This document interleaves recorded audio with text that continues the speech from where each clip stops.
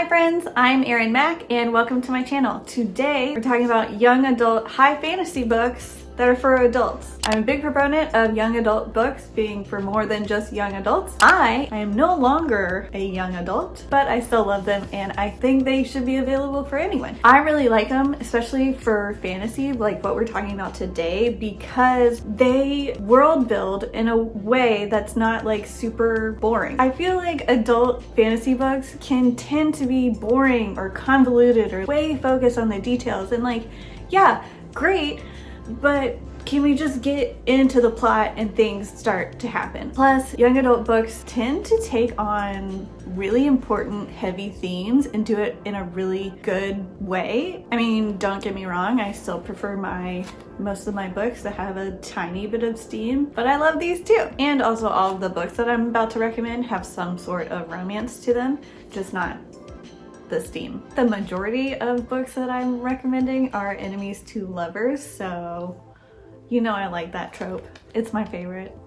Sorry, but not. Before I start my recommendations, I just want to say subscribe. I would love for you to be a part of this book community. I don't know, super cheesy. Anyways, let's get into it. Oh my god, why am I so awkward? So I'm going to be talking about high fantasy recommendations. And when I say high fantasy, I mean it's a different world than the real world with a different magic system, countries, whatever. It's not Earth. And most of them tend to have royalty in them. At least what I'm gonna be recommending.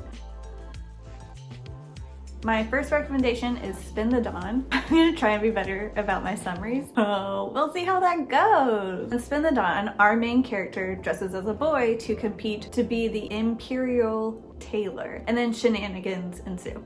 I did it without looking down. She's a tailor. Her father was this amazing tailor and she is following in his footsteps, but women can't be tailors in this world because oppression.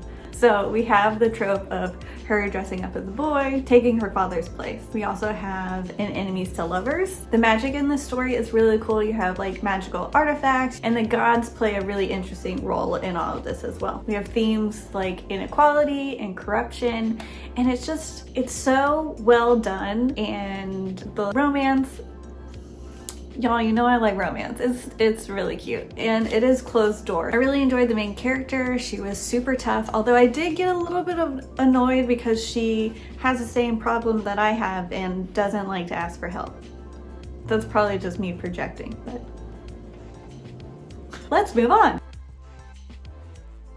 My next recommendation is We Hunt the Flame. So in this book, to save the kingdom and restore magic, Zafira, a great hunter and hero of her people, has to go into this creepy land and uncover a magical artifact. Nasir, who is a prince and also a terrifying assassin, is sent to kill her. This is another one where it touches on inequality and where the main girl character dresses up as a boy. I feel like that's a very popular trope right now, but that doesn't last for too long. We have inequality, daddy issues, band of thieves, found family type of thing going on. We also got enemies to lovers, you know, looking past people's prejudice and hard exterior.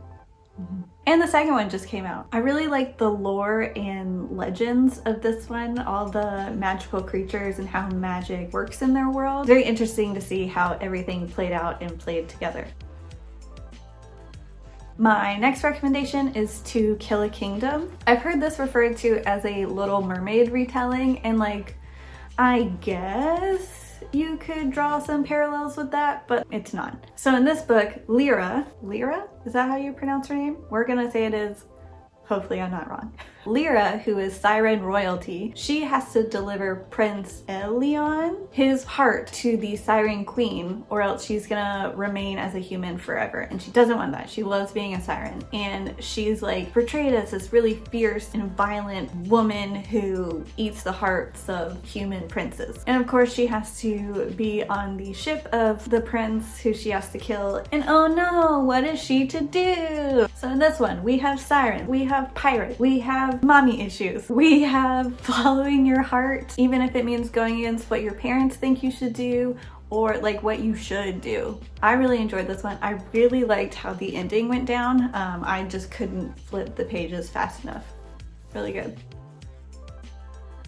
Another recommendation I have is Children of Blood and Bone. I just finished reading this one and I really liked it. It was so good. So in this one, we have Zaylee, with the help of a traitor's princess, is on a quest to restore magic. The magic system and the gods in that lore is just so good. It's just so interesting and well thought out, and it's just, if you want magic, this is it. Some of the themes in this one are oppression and prejudice. I really like the main character. She's a little prickly, but she cares so deeply about people, and that was really refreshing to have the main character not be this bubbly, oh, I love everyone, we have to save the world. She does love everyone and wants to restore power to her people, but she just doesn't trust right away, and she's not like this, like, I'm the most personable person ever. And I feel like we get a lot of that with main characters. One thing I didn't like how her brother treated her. Didn't like that. I started the second one recently and it seems like he's gotten better, so we love growth.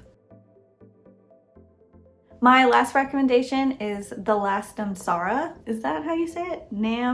Namsara. Oh, it's not like that. The Last Namsara. In this one, we have Asha, our main heroine, who is the princess. She makes a deal with her father, the king, to get out of a bad, scary betrothal. And basically, she'll have to find and kill the most powerful dragon in the land. She starts off as like this self-absorbed princess who is really powerful and kills dragons and is like this warrior, but is only concerned with what's happening with her, and everything else doesn't really matter. Like, if it doesn't happen to her, she doesn't understand it. Since she's royalty and in this position of power, she doesn't get why things need to change. And they need to change because they own slaves. Never a good idea. And of course, through a series of events, she's put in the path of this slave named Torwin, and through getting to know him, he really opens her eyes to the world and what's going on and how she needs to change and how she's a part of the problem. We have family intrigue. We have secrets and using those secrets to control one another, and lies and manipulation from the people in power in our lives, and shame with all of that. We have forbidden love, and we also have dragons and dragon riding. Just reminded me of How to Train Your Dragon, but a little bit more scary. I really enjoyed this book, but I will have to say it's a part of a series, and so I was so excited to continue the series on the next one. But it's not about these two characters. Like, it's the same world, same storyline, continued through different characters' points of views. So I haven't finished the series. Let me know in the comments if you have and what you thought of the other books in this series. And those are my recommendations. Let me know in the comments what yours are. What young adult fantasy books do you really like? I know I have more to recommend, but we're gonna keep this list at 5 for right now. Maybe we'll do a part 2 later on. I hope y'all enjoyed this video, and thanks so much for watching. Make sure to like and subscribe, and I'll see you next time. Bye!